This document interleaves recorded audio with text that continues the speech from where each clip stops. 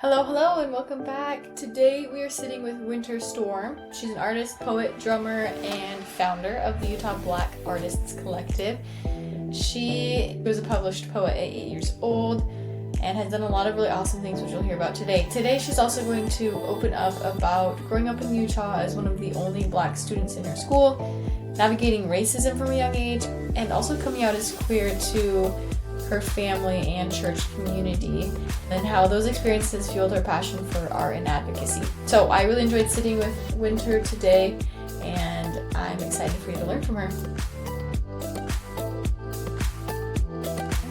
Just to tell you a little bit about myself, I have been an artist since 8 years old. Wow. If you can believe that. That was the first time that I was published. Actually published. Yes. Cool. Yes, I've been a published poet since 8 years old. Oh. Yes, Cool. that's my earliest flex. Okay, that's young. Yes, our elementary school was having a writing contest, and I fell in love with poetry as soon as it was introduced in elementary. Maya Angelou, I just loved the flow and the cadence of her poetry. And I fell in love with it, and I decided I wanted to try it, of course. And there was that writing contest. Won it, of course. Yes, I was one of the lucky ones who won a spot in.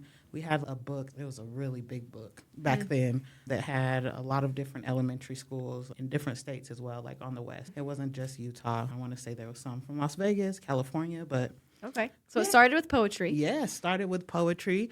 But then not too long after that, I started playing the drums. Okay. So I've been playing the drums since 10 years old as well. Wow, cool. Yes. Art has been healing. That's what I've known art to be, is healing, a way to really express myself. If I don't have the words, just regular words, just talking, my poetry always speaks exactly what I'm feeling. Or if I don't know how I'm feeling, my drums will usually do the talking. I joke all the time that I can make my drums talk because the different sounds, the different beats it's awesome. Cool. I love We're art. going to have to hear some. Yeah, definitely. Some poetry too. Definitely. Okay, so where'd you grow up? I grew up here. Okay. I have to be honest about it. I'm a Utahn. Oh, She's goodness. a Utahn. Whew. Here's the thing. I just started admitting that I'm a Utahn. This is fresh. Yeah. Oh, yeah. This is like not even a full year fresh. Really? Yeah. I'm originally from Illinois. I get it, though. Born in East St. Louis, but I've been here Okay. since I was 4 years old. So what brought your family here? What brought you here? Military. Oh, really? Yeah, my family was in the military, retired up at Hill Air Force Base. Okay, so you're a little bit more north. Yeah. Uh-huh. Okay. Yep, grew up in South Ogden. So tell us about growing up in Utah. Oh, goodness. Tell us, if you don't want to, you don't have to, but like year. Like what, you're in elementary school, middle school, what year are we looking at? Oh, let's see, 96, 97, Okay. 98, 2000 in Washington Terrace. I don't know if you've heard of Washington Terrace, but it's like a small city within South Ogden. Okay. I haven't. Tell us about, My goodness. what's it called? It's called Washington Terrace. Okay, tell us about Washington Terrace. It's very small, a very, very small, close-knit neighborhood. Okay. But it's still big. It's still big within itself. It's small but big Okay. Yeah, I don't know how that works. But you're not there anymore. No, haven't been in South Ogden for quite some time. We're in Salt Lake City now. Okay. But growing up in Washington Terrace, I'm just going to be very honest with you. I was, Please. oh goodness, one of three minorities in my school. Was anyone else black? Are the minorities also black, or you're saying So one of three people of color in general? There was probably 5 of us of color in general, but there was maybe 1 or 2 other black students in my school, but they never stayed. They would be there for half the year. So you were staying. I was the one who long-term. actually grew up in the elementary school. I was the one who, I was the face. I was the only black face that was consistently There. in that elementary school. Okay. That was quite interesting. Yeah. And I was Did you tall.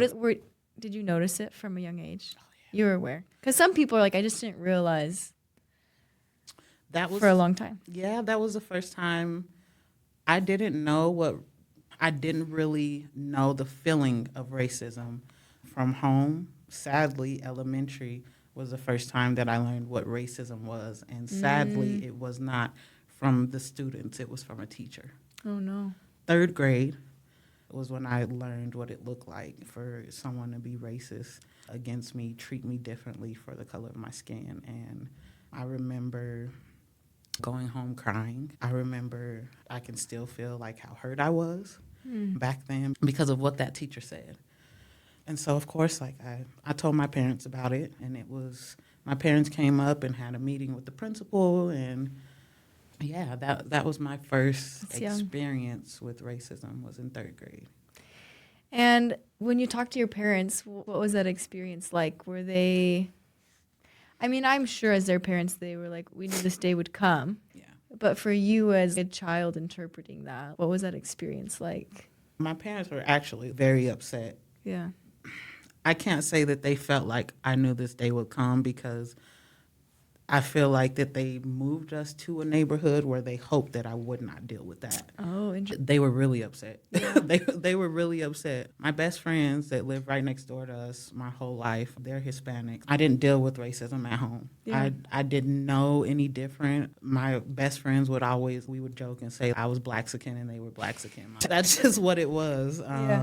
We knew the difference, but we made it so that there was no difference. Mm-hmm. So for me to go to school in 3rd grade, and my best friend, she was in my class as well. She saw me get upset. She was there through the whole experience. Yeah, but my parents, they got upset. I can tell that it wasn't we knew this day would come. Oh, okay. It was an unfortunate feeling, but now that the day has come, like, how do we handle it now? Handle it? Okay. Moving forward from there, after your parents talked to administration and things were worked out, did you feel like still uncomfortable in that setting at school? Or was it like just because someone gets talked to, I don't know, it's like, they still think what they think. Yes, they still think what they think, and because now they've been talked to, they've been caught in the act of treating you wrong, now they're overcompensating. So it was like, I just want to be treated normal, just like all the other kids. Like, you don't have to go above and beyond, because that's still you're still singling me out, and it's still weird. Yeah. And I already felt singled out a little bit, because I was one of the only kids since 2nd grade. They had us out in the coat room. Like, they had a couple of teachers come down from the junior high, and there was 4 of us who they were teaching out in the coat room for like extra classes, if you will, but they didn't have anywhere else to put us, so we were in the coat room doing those junior high classes. So already at that young of an age, kids will make fun of you for being smart. Mm-hmm. So already it was like, okay, already being singled out. Yeah, like, why do you get to go in the coat room? And I'm like, I'm just going to learn with the teachers from junior high, right? So you're already singled out that way. And now the teachers, like, it was a big deal up at the school. It was a really big deal. So a lot of the students saw that happen when the principal came and got the teacher out of the classroom, and she came back in and she was crying and red, and they saw my parents up at the school. So everyone's looking at me like, what's happened? Going on? Yeah. But they know what happened, because what she said was in front of the whole class. And everyone's like, really? Oh, it was like a public. Yeah. Yeah, no, it wasn't anything that we were actually doing like a little play in school. And unfortunately, she told us to put our clothes a certain way in the play and act thuggish like we were black. And oh, no. But the other students could interpret it as something inappropriate. Yeah, I was the only black student in there. Yeah. I literally was the only black student in my classroom that year. So then she's overcompensating the rest of the year, and that was awkward. It was awkward that, they were okay. They obviously were okay with her still being there. Yeah. That wasn't a big deal. I was still in her class. Yeah. Of course, they told me if anything else happens, talk to us, but I was still in her classroom, and at that young of an age. What do you do? Yeah. So. Okay. So also keep in mind, as I think a lot of people in this community, because there's so few black people, I think a lot of people don't know what would be considered even hurtful or racist. A lot of people will say, oh, there's no racism here. It's not happening. I think even just this example is really helpful, because I think sometimes people will just say, oh, they didn't mean it that way. Just because someone didn't mean it doesn't mean that it's right. And I just think, as you share some of these experiences, I think it's very helpful for people to see, that's considered something offensive, or that would be considered racist. I don't know if you have any other experiences from, like growing up that you would point out that would be helpful for people to maybe. Oh my goodness, There's too many? too many. Sadly, there is way too many. Even like in the workplace, I guess that's something that I can bring up. Yeah. I try my hardest at everything that I do, and working in corporate America, right? I excel. I excel You're at crushing everything that I do, but people don't always like to see that. So that is why that's actually what made me take a leap of faith and say I would rather be a professional artist, because I was excelling so well in corporate, right? And people didn't like it, and so they were like, the higher ups would try, some of them, to do whatever they could, so that I couldn't be successful. And it's like, when you try that hard at everything that you do, and you get a raise here, but it's not as much as this person who hasn't been here as long, or they tell you you can take this position, but then you see someone else, right, that gets promoted to a higher position faster than you, and then someone actually trying to mess with my job, actually trying to get me fired because I was excelling past them. Yeah, that gets discouraging. It gets very discouraging, especially when you're pouring into someone else's company. And so why not pour into your own? Yep. So I guess I can say thank you as well for how I was treated, because it made me take a leap of faith to just trust in myself, and just trust in the fact that I could be my own boss, that I could help other people, give other people a platform. And it doesn't have to be, you have to be like this or you have to be like that. Yes, we have Utah Black Artists Collective, but I uplift all artists. I have events for many other artists. Tell us about that. Introduce what you're working on. Yes, Utah Black Artists Collective is our nonprofit, one of our nonprofits, our baby, for 4 years now. Oh, cool. I didn't know it was going that long. That's awesome. Yes, Utah Black Artists Collective has been around for 4 years. We have over 60 plus Black professional artists who use art as their everyday career. So we have poets and ballerinas and other dancers, and we even have a chef on the team. Cool. Of course, amazing visual artists, storytellers. So yeah, it's been really amazing to give them a platform, as well as to collaborate with other organizations in the community. We work with Utah Arts Festival. We have our own Juneteenth, that this will be our fourth year for our annual Juneteenth in Mill Creek. Yeah, we finally have our own space downtown to where we can have events. So now we have a weekly open mic. It was running up at the University of Utah, but we're going to have it running in our space now. So It's cool. called Soul to Soul Open Mic. Okay. Do you have any cool stories of any artists in particular that you would love to share? That by giving them a platform or space that they have had any cool experiences? Oh, goodness. Let me see. Pepper Rose is one of our amazing artists that has her own band. She's been one of our artists that performs at our Juneteenth and has been able to connect with other organizations to perform with them. She has a huge name out here now. Oh, yes, Dwayne. He just released a book series called Sahel. That's Black superheroes. Oh, cool. Absolutely amazing. Absolutely amazing. Say it one more time. It's Sahel, Sahael, and his name is Dwayne. Dwayne. Yes, indeed. We'll write some of this down. Yeah. That's cool. Yeah. This is going to sound like a stupid question, but I think it's helpful for people. Okay. Why would you feel the need to create this platform for people, for Black artists in Utah? There was no platform for Black artists. Growing up, I told you I've been an artist since I was very young, and there was nowhere that I could go and be mentored by other artists that looked like me. There was nowhere that I could go and say, hey, can you put my poetry up here, or that I felt super comfortable going to. Yeah. So to have a community that understands one another, that has common goals, and as well that loves their large community, right? Because it has to be bigger than just us being our own collective, right? Yeah. That's not how we uplift our platform. Hmm. We have to connect with other organizations. We have to connect with the broader community. Otherwise, it would just be us within our small community. And we know that there's not a huge Black community in Utah. That's really cool. I also feel like sometimes like culturally difference in art and different forms of speaking and poetry can really differ. Oh, yeah. And at least I'm just thinking to have a platform would be so important because someone might be a beautiful poet, but maybe the audience, you like also have to find the audience that understands and appreciates that, because I'm sure that's probably been a challenge being in a community where it's, I don't know, maybe that's not been a problem, but I feel like that could be hard for artists to find connection where it's, okay, we see this the same way and we build off each other. Oh, yeah. So that's really cool. I'm super grateful. It's funny. I thought that we would probably have 5 or 10 artists because, again, it's Utah. Right? But it continues to grow. Literally, if not every day, every other day, we have a new artist that's joining. I love it. That's why you're here. That's why you can't leave.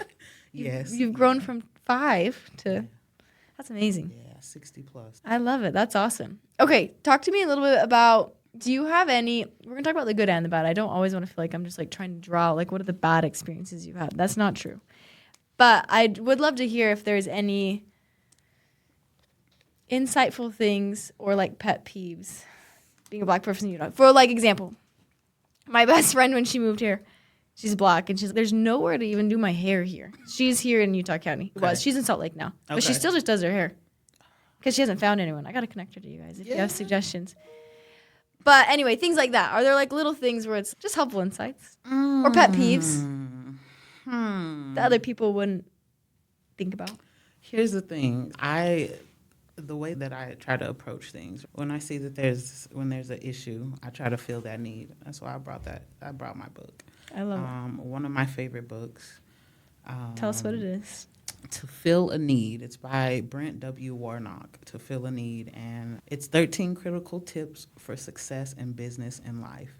This Brent Warnock was actually one of my professors. And he is absolutely amazing. Like, this man literally just... And so this book just talks about stepping in and filling a need. When you see that there's a need, you step in and fill a need. I saw that there was no platform that was uplifting us, that there was no community, so I wanted to fill that need. I'm a person who... we didn't have enough good food out here. So we started our own restaurant. Oh, I didn't know that. Yes, indeed. How do you guys sleep? Oh, carefully. What? Tell me more. This Carefully is cool. sometimes. Yes. Grub on Main, we just started in July. It's takeout only right now, but the community is going crazy over it because we love flavor, we love seasoning, and it's from our soul to yours. So we put our heart and soul in every single meal that we... So is that your chef that's on your plate? Is he at Grub on Main? No, or she? No, he has his own. He has his own catering. It's a different thing. So are you guys in the? You are in the kitchen. I gotta make my way over there. Please do. I'm telling you, because I love a little seasoning too. I feel you about the lack of. Yes, oh my goodness. So yes, when we see a need, if we can, I can't even say if we can because we figure out a way. You just do it. We figure out a way. Cooler than I thought. You just keep getting cooler. We do what we can. Literally, we do what we can. Pet peeves, not believing in someone in their dreams. Okay. And that doesn't have anything to do with race. That has everything to do with who you are as a person. I'm totally with you on that. That's big. Yeah, that's a pet peeve. It's not being supportive, not believing in people and their dreams, because I truly believe in people achieving their dreams, having dreams, achieving them, and helping people to achieve their dreams. It's wild. I was just sitting thinking about how many business people I have in my own family that have not taken the time to ask me what I need, if I need to sit down and have a meeting to talk about how I can advance our businesses, because we have many, as we just told you, many that are going successful. And then I think about the community, right? The Black community. And I talk to my wife about this often. who do I, a young Black businesswoman, have to look up to as leadership? We always talk about elders, right? And that's a serious thing. That's real. Yeah. That's who we learn from. Who do we have to look up to? Yeah. Even in the Black community, who do I have to look up to? And sadly, not many, because everyone is so for self. It's no one. Oh, interesting. It is. It is. Everyone is so for self and just not wanting to take the time. And when I tell people I care about them, I genuinely mean that. So I'll take the time. If somebody needs to come by and have a conversation, I can't tell you how many people message me daily because they know that they can, because they know they have that space with me, and message me and tell me about their dreams or about their ideas and ask me my opinion about it or how they can get started with it. And I love that people have me to look up to in that way. Yeah. And also, I would love to have elders, right? And I thought that I would, right? You join these different organizations thinking that you'll have someone in the community to look up to say, hey, let me give you, because Why do you think it's not there? Scarcity mindset. Yeah. Not It's not understanding that there's plenty. Yeah. There's more than enough for everyone. Hmm. It's the scarcity mindset. I've thought about it a million times, and I can't get to any other answer except for If I help you, I go. Yeah. I lose. Yeah. Hmm. Sadly. It's unfortunate. Yeah. I see that though. It is. Okay, let's go the other direction a little bit. You have an interesting intersect of being Black in Utah, but also queer in Utah. You've brought Sam here today. Yes, indeed. And yeah, I would love to know what that's been like for you as well, navigating that, the good and the bad. I will say that I am, when it comes to being judgmental, it's the Black side of me that's seen, right? And you can see I'm fully Black, right? But it's the Black side of me that's seen when it comes to being judgmental. I can't say that I have been judged in the community, right? The large community for being queer. But I have been judged in the Black community for being queer. Interesting. The larger community is where I get judged for being Black. Okay. So tell us more about being judged in the Black community. And also, is this something that you feel like you've navigated since you were young? Was that something even in your household that was seen as okay? Did you feel comfortable? Being in my household, of course, I felt comfortable being Black in my household, but not being queer. I grew up Baptist. Okay. So I grew up playing the drums for a Baptist church all my life. And for goodness, how long was I able to hide it? Till 13, I think. So you were hiding it. Yeah, because it was frowned upon. It was something that I went to church every Sunday and heard was a sin, and that I couldn't do certain things in the church so it's just, I grew up knowing that it would be frowned upon who I was, but I've known who I was since a very young age. Okay. Very young age. So yes, from 8 to 13, I had to hide. What were you more scared of? Parents, community, church leaders? Parents, and then church leaders. Okay. Yeah, the community, I was hiding it from my parents and hiding it from the church leaders, but a lot of the community already knew. Oh, already know. Yeah. So what was it like when you talked to your parents? Is this going to be? It was, I came out a couple of times. I'll say that. I came out a couple of times for them so that they could understand that, like, it wasn't a phase. Yeah. This is who I am unapologetically.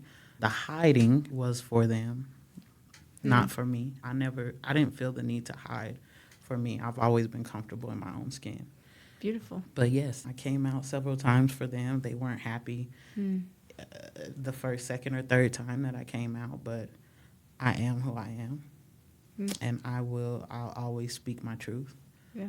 Are you close to them? I was closer to them before. I still talk to them, of course. They're here. My parents are. They still live here? Yeah, they're here in Utah. They're together. I still talk to them, but I could be a lot closer if they just... So it's still a rift? Yeah.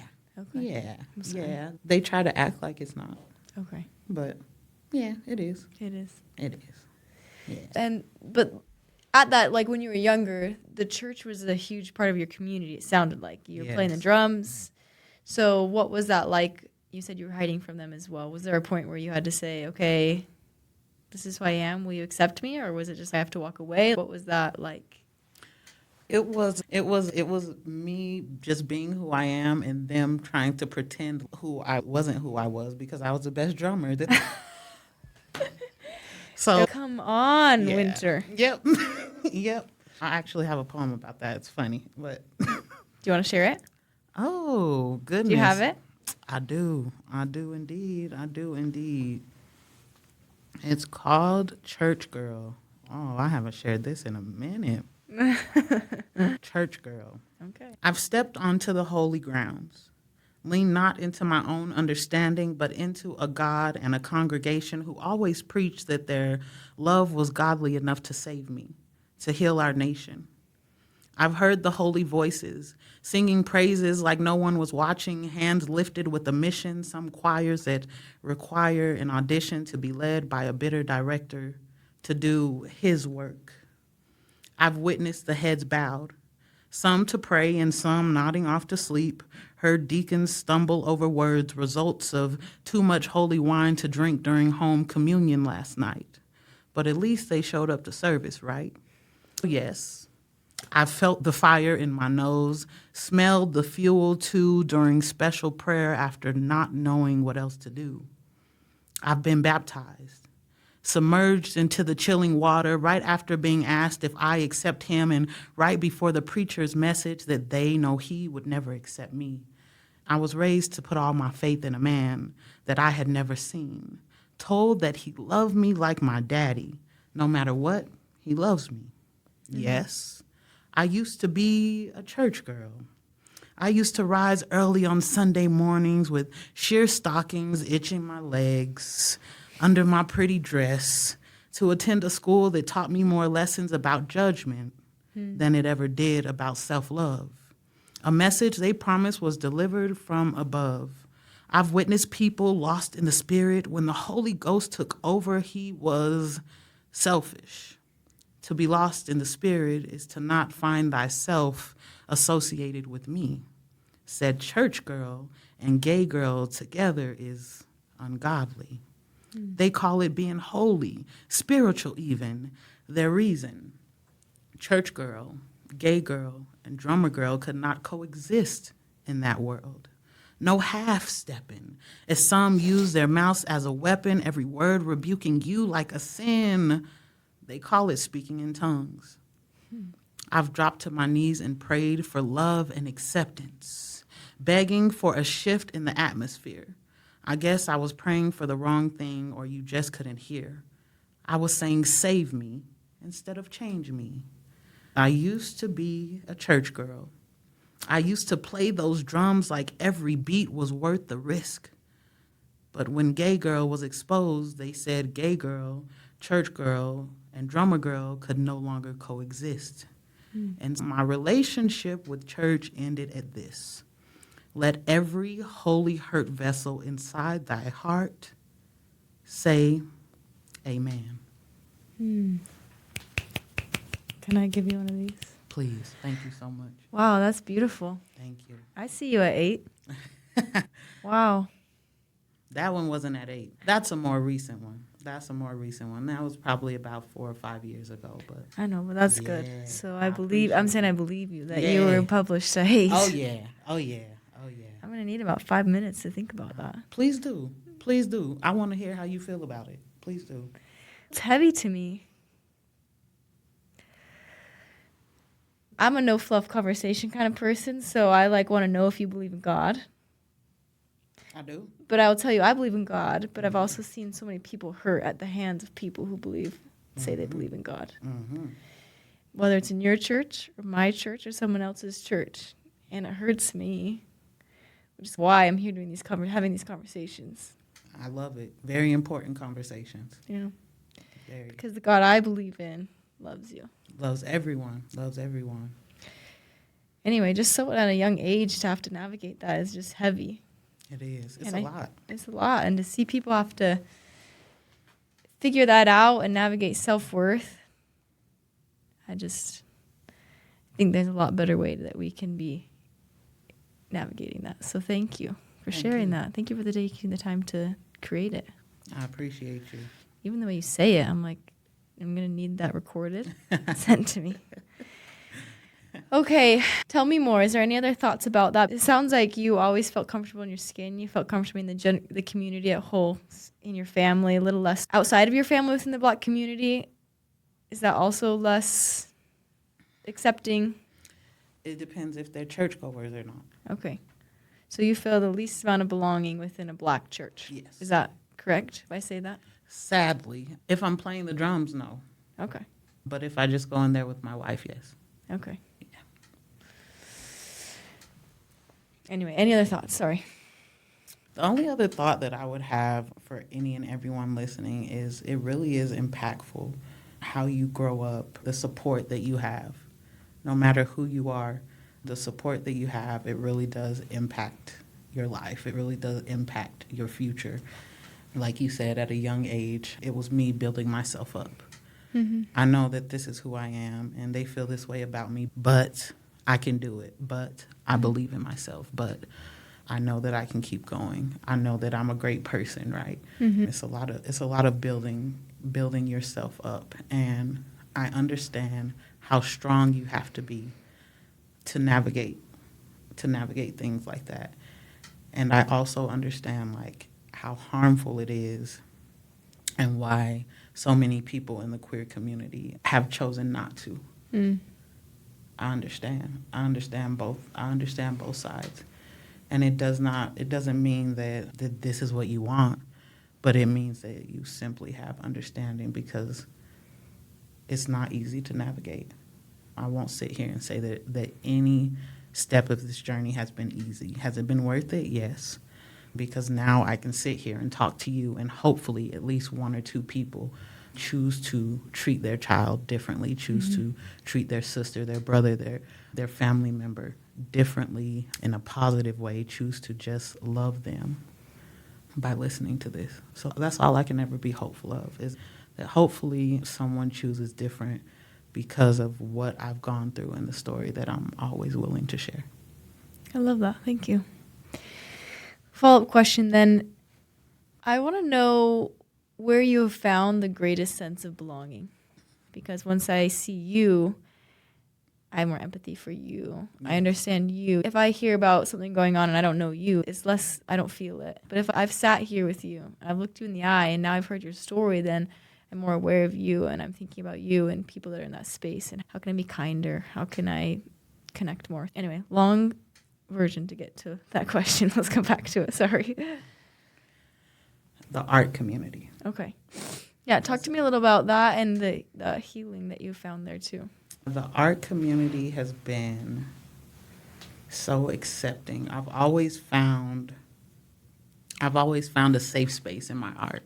Mm-hmm. Poetry was a way that I could always be myself, right? I have poems from a very young age where, although I couldn't speak who I was and like come out, right, in a spoken way, I was writing about it. I was writing about who I was. Art has always been a safe space, so to find other artists who just care about my art, just care about how beautiful my art is. Yes, they care about me as a person as well, but like they see my art first. They hear, they sit and listen to my art first, or they listen to the beats as I'm playing the drums. That's what they pay attention to first. And then it's amazing, of course, right? We get to know each other as artists, but that's the initial connection is our art. I see a beautiful piece of visual art, and that is, I've met so many amazing artists by seeing or hearing their art. So that being the initial connection, that's where you can find comfort, because that's what you all have in common is your love for art. It's a language that you all speak of, if you will, is a love of art.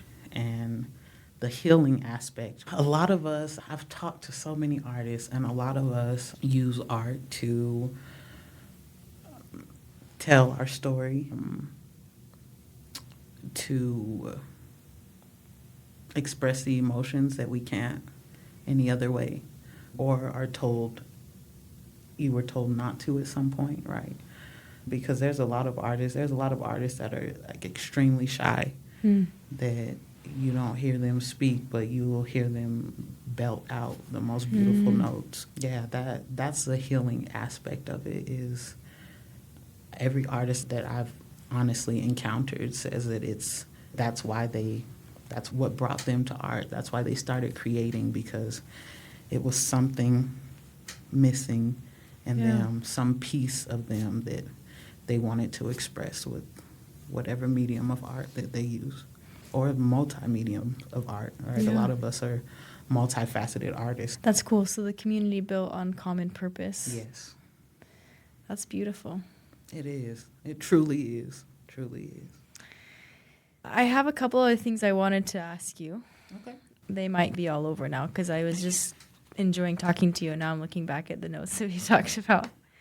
You at one point had talked about the state of the Black community and the support that they need, or maybe not support they need. I had just written down, talk about the state of the Black community. So I'd love to know what that means for you. So when I say the state of the Black community, I'm saying what kind of support are we being given, as well as what kind of support are we giving one another? Within the Black community in Utah. Correct. Okay. Correct. Of course, I'm sure you heard about the DEI law that was passed. And so that has been very challenging, because a lot of us organizations out here, right, Black organizations out here, a lot of us are connected. Most of us were connected with the University of Utah. I've done some work out here at BYU a couple of times, of course, but like most of us are up at Weber State or at the University of Utah. With so many of us being connected to universities, that impacted us in a major way. Some of us had sponsors that were from the colleges, in whichever way they were supporting us. And those are gone? Yeah. Oh, yeah. Because I want to say that Westminster is the only the only school who has DEI. Like funding in that way. Yeah. So for those that are listening, I'll just say what that bill is really quickly, Please. if that's okay. We call it the anti-DEI bill. Obviously, that's not what it's called, but we're calling it that. But that made it so universities and other government organizations had to do away with DEI organizations. Mm-hmm.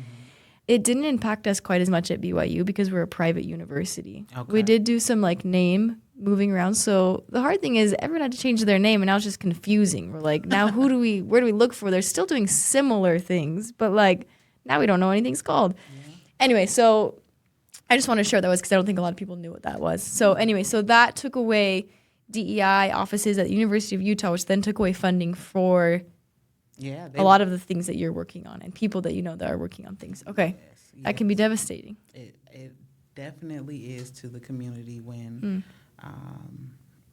it's already hard to find sponsorships, and then so many of us are fighting for the same grants. Yeah. It's every sponsor, every supporter really does count. So losing that, it was definitely impactful. The hard thing for me, and I'm curious what you all felt, for me it was, of course that's huge, but it's more the message that we're sending to people. And I ultimately know at the heart of what people are trying to do is good, right? Yeah. So I'm not going to go railing that people's intentions aren't in the right place. I just think maybe lack of understanding is out there. But the biggest concern for me is that it just sends a message we don't care about this, therefore we don't care about you. So I don't know if that's been felt at all. Definitely. That's definitely the message that it sends. It really can't send any other message except for this is a part of who we are. So if you don't care about this, which was implemented to show that you do care, then you're obviously saying you don't care anymore. It's really unfortunate. Because it's a year later at this point. Yeah. We're seeing the impact of that. Okay. A lot of our Black leaders in the community had to relocate to other states because it cut their jobs as well. Yeah. People aren't thinking about that. It cut a lot of their jobs. So, and then in turn, if these are the people that you know that you can look up to, and they've had to move out of the state. Yeah. There's even less people that you have to look up to, that you can trust to work with, which impacts the state of the Black community with us supporting one another. A lot, I feel like personally, many people who I knew I could support or who I knew would support, we supported one another and we could lean on as far as like events and marketing and just being there for one another in the community. A lot of them left. They're gone. Some of my board members had to leave because of this particular bill. It was a domino effect. It was, and I don't think people really. Yeah, I don't think people understand the impact that it had. Yeah, it had a huge impact. It had a huge impact. All for what? That's the question. That's the question. frustrating. What was the point? Yeah. There were so many other ways to solve, I think, what they wanted to solve. Yeah. Okay. We're running out of time, and I do have one question that keeps coming to my mind. Okay. I don't know if you're going to like it or not. Let's hear it. Let's hear it. I feel like because you live in a very predominantly white community, you probably get bugged with white people a lot. It's okay if not. Just people aren't aware. And I just want to ask, what would you tell white people? I know I'm white, so it's not whatever you say, I'm here for it. But I just want to know this is your opportunity to say, this is your opportunity to shout, just like, Oh, my goodness. here's some insight. In a nice way, I get it. Can also be a not nice way. That's fine too. Oh, no. It's definitely going to be in a nice way. Let's see. What would I tell?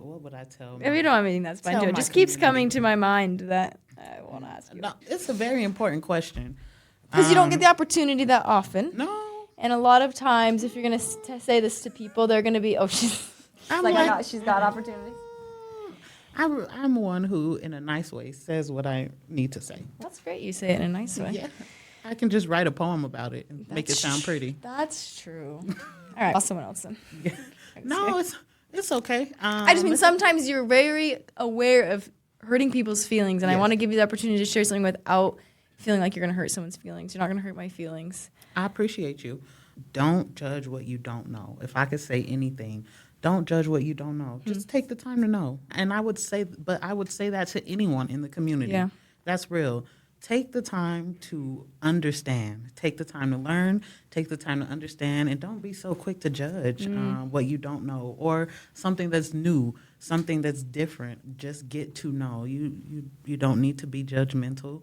And, like, we're all here in this world, in this state, in this community to stay as long as we want to stay. So let's just all be community with one another. That genuinely. Yeah, I love that. Let's just all be That's why community. I'm here. Yeah. We'll be better because of it. Please. Thank you. I That was appreciate kind. It was real. That was real. I love it. I appreciate General it. principle. No, it's huge. That's the whole purpose of what I'm trying to do here is take the time to get to know someone. It's Yes. powerful. Yes, definitely. All right. Anything else you want to say before we wrap up? Make sure you all visit youblack.org Yes. so that you can see what we're up to. We want you to come and visit our space. Yeah. Tell us where you're at. You're in Salt Lake. Yes, indeed. We're at 702 South Main Street. We'll Yes, write it indeed. down. Please come and visit us downtown, and we're always having community events. Thank you, Thank Wynter. you. I appreciate it. I've learned a lot, and I'm grateful for your time. I'm so grateful to be here with you. I appreciate you so much.